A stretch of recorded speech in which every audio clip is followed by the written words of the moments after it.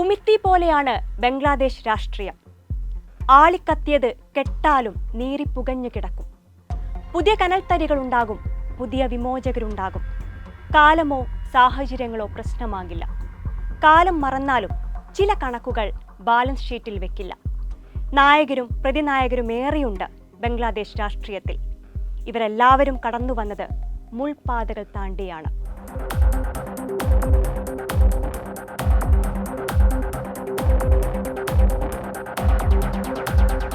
ഷെയ്ഖ് ഹസീനയാകട്ടെ തീക്കനലിൽ ചവിട്ടിയാണ് രാഷ്ട്രീയത്തിലേക്ക് പിച്ചവെക്കുന്നത്.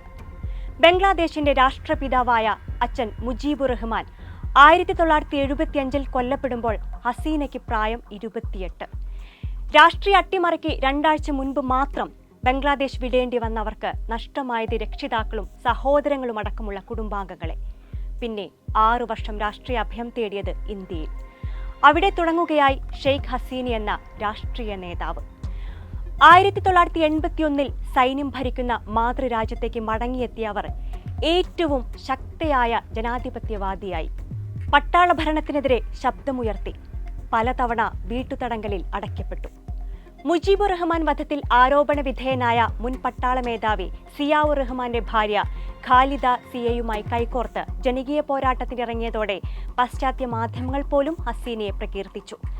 1986 പൊതു തിരഞ്ഞെടുപ്പിൽ പ്രതിപക്ഷത്തായെങ്കിലും പിന്നീടങ്ങോട്ട് ബംഗ്ലാദേശ് രാഷ്ട്രീയത്തിലെ തലയെടുപ്പുള്ള മുഖമായി അവർ.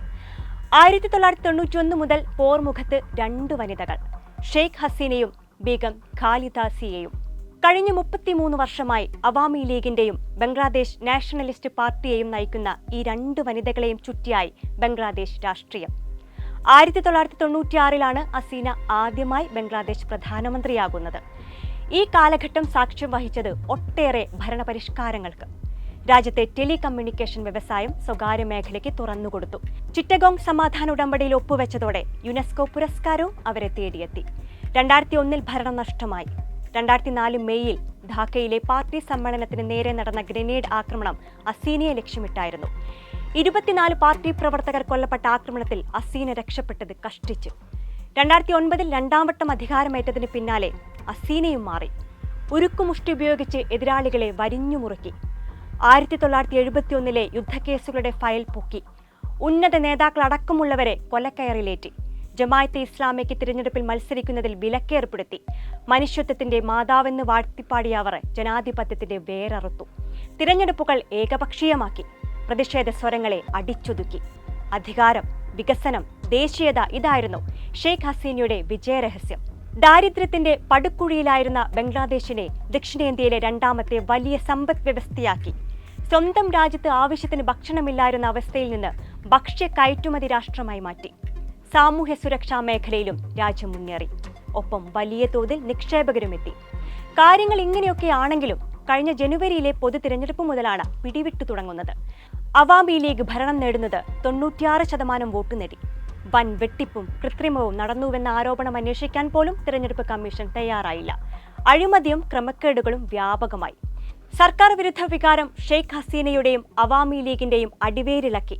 30% സർക്കാർ ജോലി 1971 വിമോചന സമര പോരാളികളുടെ കുടുംബത്തിന് മാറ്റിവെക്കാനുള്ള തീരുമാനം രാജ്യത്തെ ഉലച്ചു. വിദ്യാർത്ഥികൾ തെരുവിലിറങ്ങി.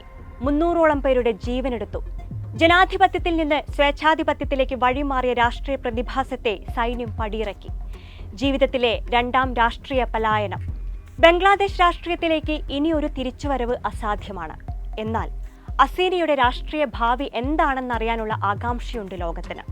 ബംഗ്ലാദേശിൽ തിരിച്ചെത്തിച്ച് അഴിമതി കേസുകളിൽ വിചാരണ ചെയ്യണം എന്നടക്കമുള്ള ആവശ്യം ഉയർന്നേക്കാൻ സാധ്യതയുണ്ട്. രാഷ്ട്രീയ എതിരാളികൾക്ക് വിധിച്ചത് അവർക്കും സംഭവിച്ചുകൂടുന്നില്ല. ബംഗ്ലാദേശിലെ സംഭവവികാസങ്ങൾ ഇന്ത്യയും ശ്രദ്ധാപൂർവമാണ് വീക്ഷിക്കുന്നത്.